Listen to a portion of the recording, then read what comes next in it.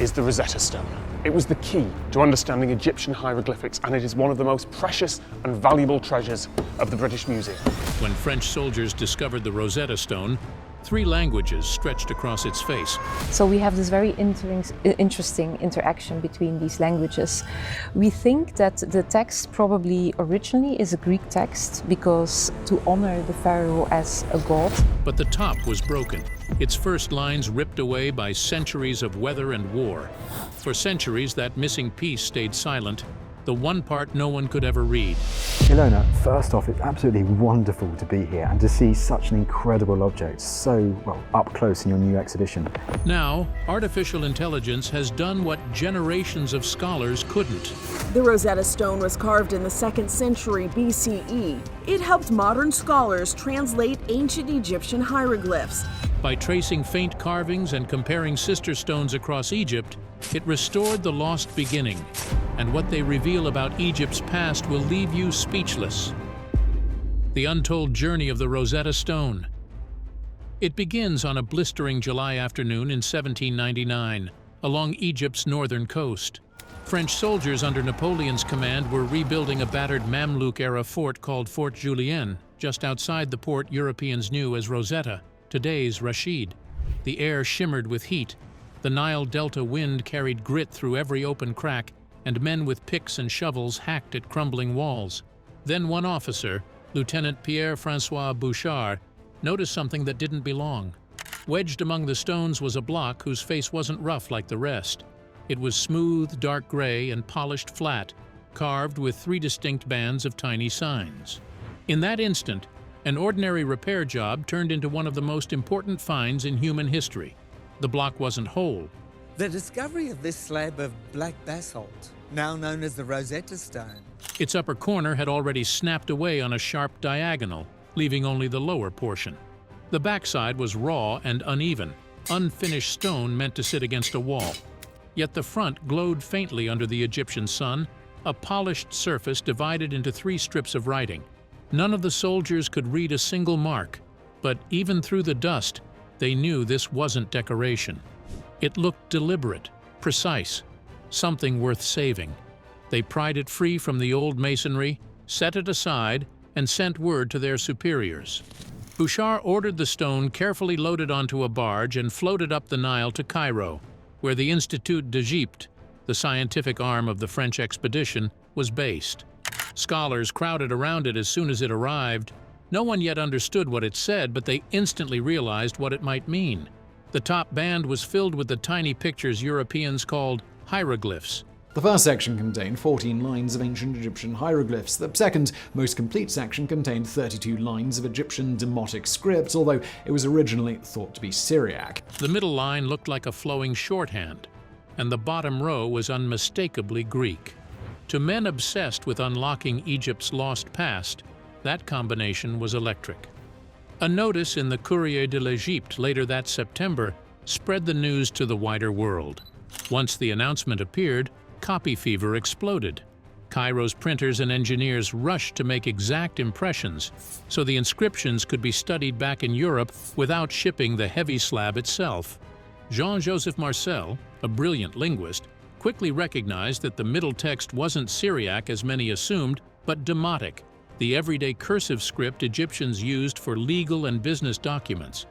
To capture it accurately, inventor Nicolas Jacques Conté rolled black ink across the surface, pressed damp sheets of paper onto it, and peeled them back. The result looked like the world's strangest printing plate, crisp mirror images of 3 mysterious texts running side by side.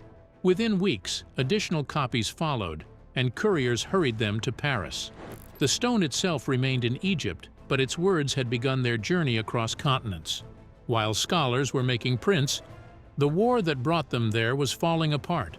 Napoleon had already slipped back to France the previous August, leaving his army stranded. In March 1801, British forces landed at Abu Qir Bay and began pushing the exhausted French troops toward Alexandria. As they withdrew, the French packed crates filled with maps, drawings, and antiquities, including the black-gray slab from Fort Julien. They knew exactly what they were carrying. When the final surrender came at the end of August, The artifact was named in the formal handover agreements. Under the capitulation of Alexandria, all major antiquities collected by the French were to be transferred to the British and their Ottoman allies. On September 13, 1801, British commander John Healy Hutchinson ordered scholar Edward Daniel Clark to secure the stone and copy its inscription. The letter, now in the British Museum, named Clark, W.R. Hamilton, and Colonel Tompkins Hillgrove Turner as the men in charge. Turner later claimed he took it directly from the French commander in Alexandria, while Clark said a French officer quietly led them to it. Whatever the truth, the result was clear. The Rosetta Stone was now bound for England. Turner personally escorted it aboard the captured French frigate Egyptology, which set sail for Britain. In February 1802, the ship arrived in Portsmouth carrying the weighty slab among its spoils. Before any museum could display it, Lord Hobart, the Secretary of War, authorized the Society of Antiquaries in London to study it first. This piece on display at the British Museum was uncovered by French scientists in 1799. On March 11th that year, in a packed meeting room, scholars gathered around the stone's gray surface as if it were a newly arrived oracle.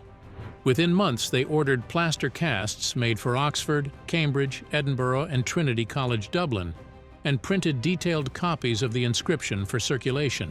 Those decisions, reproducing it instead of hoarding it, turned a single damaged monument into a continent-wide research project. By late 1802, the stone was formally transferred to the British Museum.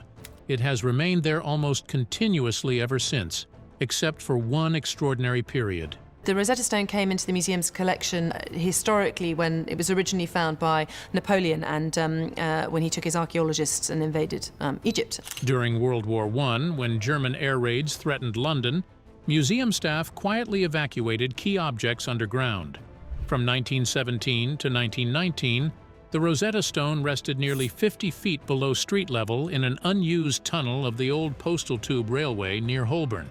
When the danger passed, it returned upstairs unharmed. If you stand before it today, you'll see two lines painted in white on its side edges. One reads, "Captured in Egypt by the British Army 1801." The other says, "Presented by King George III." Those plain words were added early in its museum life to mark its journey.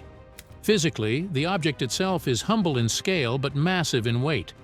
The British Museum catalogue lists it as item EA24. Like the Rosetta Stone, now Egyptians are calling on the British Museum to return part of their cultural heritage.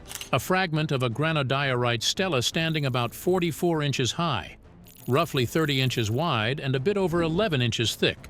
Altogether, it weighs close to 1,676 pounds, about 3/4 of a ton. Across its polished face run the three parallel texts: 14 lines of hieroglyphs at the top, 32 lines of Demotic in the middle, and 54 lines of Greek below. Each band ends abruptly where the stone is broken, proof that it once belonged to a larger monument whose upper curve and final lines are long gone. The carving is surprisingly shallow, just enough for light to catch the edges of each sign. For more than a century, visitors believed the Rosetta Stone was jet black. Old photographs and school illustrations show a dark slab gleaming under gaslight. That color, however, was an illusion created by time and museum handling. When Conti and others had pressed inked sheets against it back in Egypt, they left printer's ink residue inside the grooves. Later, British museum staff dusted white chalk into the letters to make them stand out, then coated the surface with carnauba wax for protection. Decades of human touch, back when nothing separated tourists from the stone, added layers of oil and grime. By the 20th century, it looked like polished ebony. That image finally changed in 1999 when conservators prepared it for the Cracking Codes exhibition. They carefully dissolved the old wax and chalk layers, revealing the true surface beneath. What emerged astonished the curators. It was not black basalt, but medium dark gray granodiorite speckled with tiny crystals and threaded by a faint pink vein running diagonally across the upper left. The cleaning transformed how the public saw it and gave scientists their first accurate chance to study its geology. For years, scholars had described the material as basalt because of its color. After cleaning, detailed mineral tests proved otherwise. Comparing its composition with thousands of Egyptian quarry samples collected by geologist Dietrich Klemm and Egyptologist Rosemarie Klemm, researchers traced its origin to a small granodiorite quarry at Gebel Tingar, on the Nile's west bank near Aswan. The pale pink vein visible to the naked eye matches the pattern common to that site's stones. Knowing its rock type also explains its craftsmanship. Granodiorite is brutally hard to carve. Strike too deep and it chips. Press too soft and the lines vanish. The masons who made the original monument polished the surface to a mirror finish, then incised the characters so lightly that sunlight grazing across them would make the text glow. By the dawn of the 19th century, Europe no longer faced a mystery hidden in the sand. It had the stone itself, sitting on display, surrounded by plaster twins and paper copies spread through universities. 3 sets of characters ran across its surface, silently daring scholars to find their connection. The race to decipher them had begun. The race to crack the Rosetta Stone. By the time the Rosetta Stone reached Europe, the hardest part wasn't seeing the carved letters. It was knowing what those letters sounded like. The carved lines were right there, neat and legible under good light. But for nearly 15 centuries, no one had any idea what those tiny shapes meant. The last known Egyptian to write in true hieroglyphs had carved a short line on the temple walls at Philae on August 24th in the year 394. After that, the knowledge simply vanished. The schools closed, the teachers died, and the chain of memory snapped. Demotic, the quick cursive Egyptians used for contracts and letters, lingered for a few decades longer, but by the time the 5th century ended, the written language of the Nile was gone. However, the Greek at the bottom made perfect sense to scholars. That was why the 3-script layout mattered so much. It placed the familiar language, the Greek, right beside 2 unknown ones. If the same decree ran across all 3, maybe, just maybe, one could serve as a guide to the others. That simple alignment lit the fuse on one of the greatest decoding races in history. Real progress began in Paris around 1801. Scholars gathered copies of the stone's inscriptions and started with the middle band, Demotic. It looked simpler than the picture-filled hieroglyphs above, and it seemed likely that its words would match the Greek below. The first real breakthrough came from the French linguist Antoine Isaac Silvestre de Sacy and his Swedish student Johann David Åkerblad. They reasoned that proper names would stand out, names like Ptolemy, Alexandria, and Berenice, because those would be copied almost exactly across languages. Åkerblad spent months hunting for recurring clusters of signs in the Demotic lines that might match those names in the Greek text. He even drew up a table of sound values, his own alphabet, and surprisingly, many of them were right. But then, he hit a wall. Demotic wasn't a clean alphabet the way Greek or Latin was. Some signs stood for single sounds. Others stood for entire words or ideas. The same mark could mean a sound in one context and a concept in another. That tangle stopped Åkerblad cold. Still, his partial success proved something priceless. The Egyptians had indeed written names phonetically. That meant their scripts, at least in part, could record sound, not just pictures. A few years later, an English genius named Thomas Young took that idea further. Between 1814 and 1819, he turned his attention to the oval rings that frame royal names in Egyptian art, cartouches. Every cartouche held a pharaoh's name. If he could match the name spelled in Greek with the one inside those ovals, he might finally break through. On the Rosetta Stone, one cartouche clearly repeated a set of signs that seemed to spell out Ptolemaios. Young connected the dots. Those same shapes appeared in the Demotic text, too, written slightly differently. That was the proof he needed. Hieroglyphs could stand for sounds as well as ideas. Young's work opened the door, but another man would step through it completely. His name was Jean-François Champollion, a prodigy from southern France who had been obsessed with Egypt since childhood. No one, that is, except a brilliant young French linguist, Jean-François Champollion.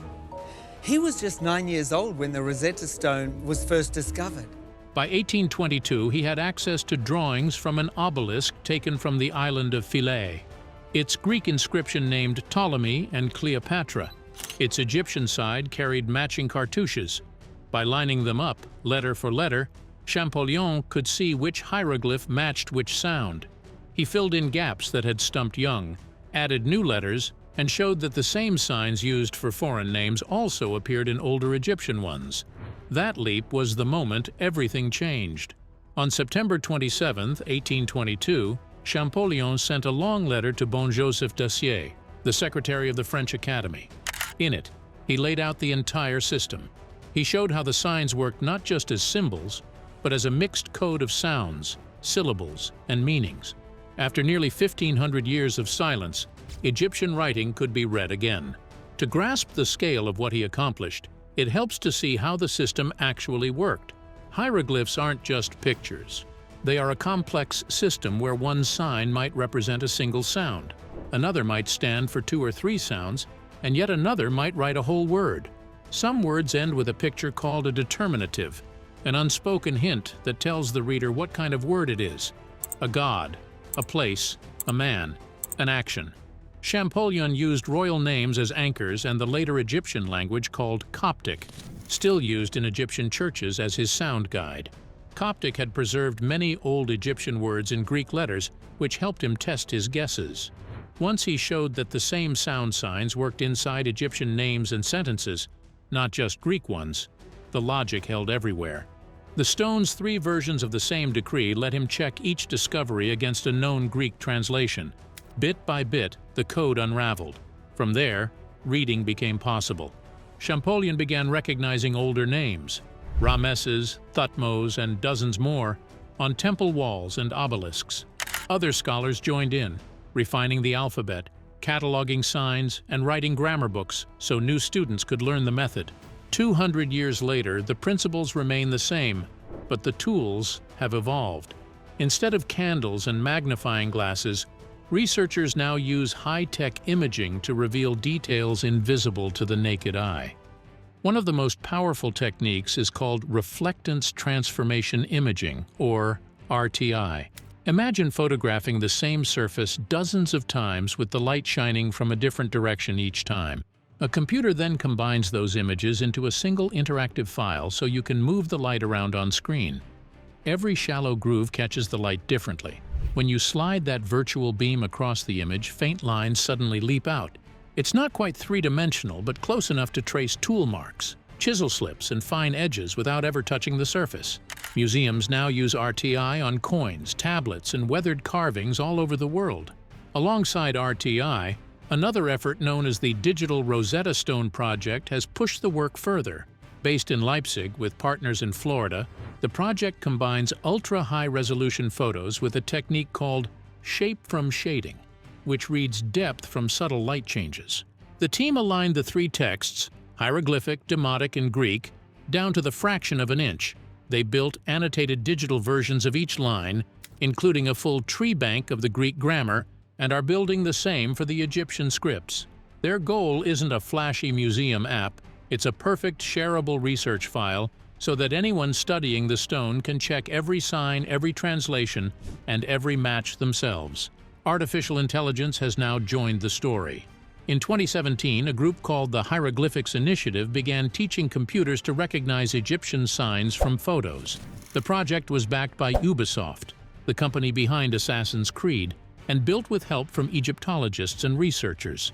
They trained computer models on thousands of drawings of each sign, not to replace experts, but to save them time by spotting and labeling symbols automatically before a human reviewed them. 3 years later, in 2020, Google Arts and Culture released a similar tool called Fabricius. It had a fun learning side for beginners and a professional workspace for researchers. Behind the scenes, it used Google's AutoML system to identify and organize hieroglyphs from uploaded images. It couldn't translate the language, but it could take over the boring work, separating tiny signs, matching them to known shapes, and storing them neatly in databases for study. Think of these tools as tireless digital assistants. They can't understand what the words mean, but they can see and sort faster than any human. They help scholars find patterns, match damaged signs, and line up the 3 texts of the Rosetta Stone with pinpoint accuracy. And now that we can finally read those voices, the next question is simple. What was so important it had to be written 3 times, in 3 scripts, on a slab of stone heavy enough to outlast empires. The message hidden on the Rosetta Stone. The writing on the Rosetta Stone is a royal decree.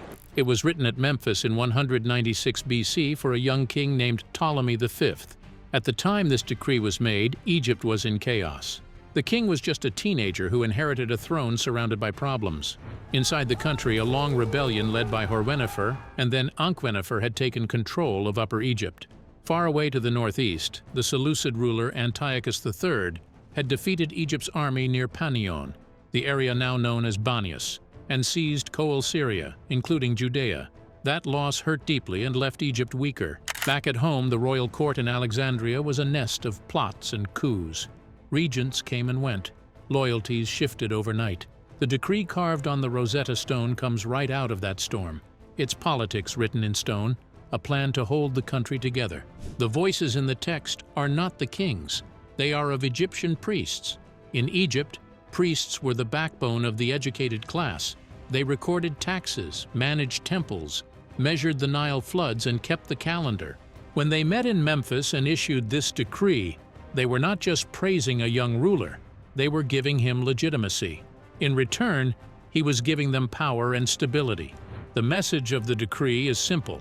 The king acts for the temples and the people, and the priests respond by supporting him publicly and weaving his name into the daily life of the nation. The decree begins with careful dates written in both the Greek and Egyptian calendars. Then it lists the king's good deeds, the things he had done for the people. It speaks about tax cuts.